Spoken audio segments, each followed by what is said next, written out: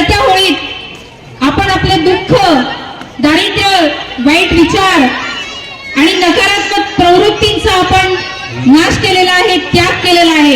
आणि आज आपण इथे सर्वजणी आनंद उत्सव साजरा करण्यासाठी जमलेलो आहोत.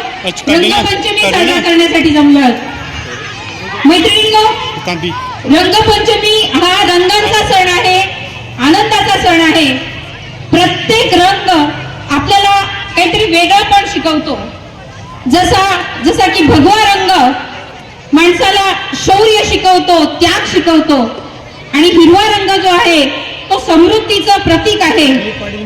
हा रंगोत्सव जो आहे तो फक्त एक उपक्रम नसून ही आपली भारतीय संस्कृती आहे. या संस्कृतीचं आपण देवाणघेवाण करतो आणि हे कलर लावून आपण एकात्मता दाखवतो. हे खरं या रंगपंचमीचं उद्दिष्ट आहे. रंगांच्या माध्यमातून आपण आपली भावना व्यक्त करायची असते आणि एकमेकांसोबत आपण बंधुत्व आणि प्रेम वाढवायचं असतं. आणि या सर्व रंगांचा आपण सन्मान करायचा, म्हणून हाच एक फक्त उद्देश, हे रंगपंचमी साजरी करण्याचा हा महत्वाचा उद्देश आहे. तसंही आम्हा महिलांना परमेश्वराने एक देण दिलेली आहे, ती म्हणजे सौंदर्य, नृत्य करणं, गायन करणं. आणि म्हणून आज आपण इथे गायनासाठी बाहेरून काही कलाकारांना बोलवलं आणि आपण हा आनंद उत्सव साजरा केलेला आहे.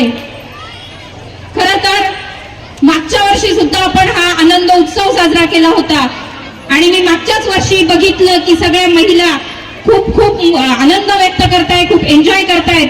म्हणून मी मागच्याच वर्षी म्हटलं होतं की आपण पुन्हा पुढच्या वर्षी ऑर्गनाईज करू. आता या वर्षी सांगते, परत आपण पुढच्या वर्षी याच्याही पेक्षा मोठ्या प्रमाणात आपण हा रंगोत्सव साजरा करणार आहोत आणि जास्तीत जास्त संख्येने आपण इथे उपस्थित राहून हा आनंदोत्सव साजरा करू. मैत्रिणींनो, या कार्यक्रमातून आपल्या मधले जे काही मतभेद असतात, भेदभाव असतो, लहान मोठा, श्रीमंत गरीब, असे सगळे भेदभाव विसरून आपण सर्वांनी एकत्र येण्यासाठीचा हा उपक्रम आहे. पुनश्च मी आपल्या सगळ्यांना या रंगपंचमीच्या आणि धुलिवंदनाच्या मनापासून शुभेच्छा देते. आणि आता आपण खूप थकलेलो आहोत, भरपूर गाणे झालेले आहेत, भरपूर थकवा आलेला आहे, वरून ऊन पण आहे.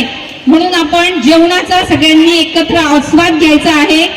मला वाटतं पुढच्या वर्षी असंच ऊन राहणार आहे. या दिवसात आपण पूर्ण मंडप टाकून घेऊ, म्हणजे आपल्याला तो उन्हाचा त्रास होणार नाही, हे मी आपल्याला शब्द देते. आणि पुनश्च एकदा आपल्या सगळ्यांना रंगपंचमीच्या शुभेच्छा देते.